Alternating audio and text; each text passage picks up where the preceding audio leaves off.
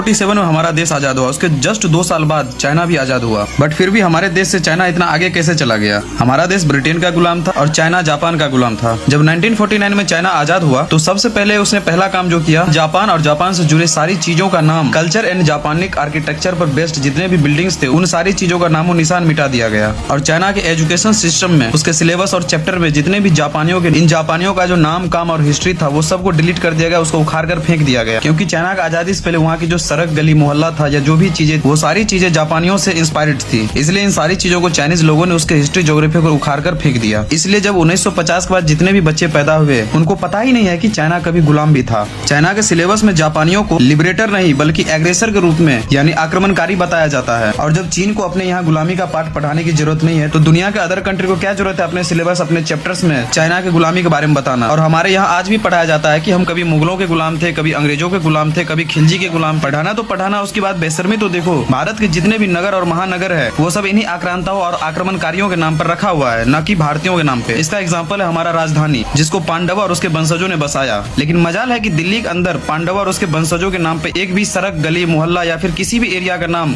आपको पांडवों के नाम पर नहीं दिखेगा। वहीं इसी दिल्ली में आपको मुगल बादशाहों के नाम पर Babar road, Akbar road, Shahjahan road, Humayun road, तमाम तरह के नामे, यहाँ तक कि अंग्रेजों के नाम पर गजनी, तुगलक, लोधी वंशज के तमाम आक्रमणकारियों के नाम पर दिख जाएगी। जब तक हम गुलामी की इस कुप्रथा को खत्म नहीं कर देते तब तक हमारा भारत स्वतंत्र और संप्रभु नहीं बन सकता। इसलिए जरूरत है हमारे देश को एक नए इतिहास, नए एजुकेशन की, ताकि हमारा देश गुलामी की इस मानसिकता से हट सके। तब हमारा देश भारत वास्तव में स्वतंत्र और संप्रभु बन सकेगा।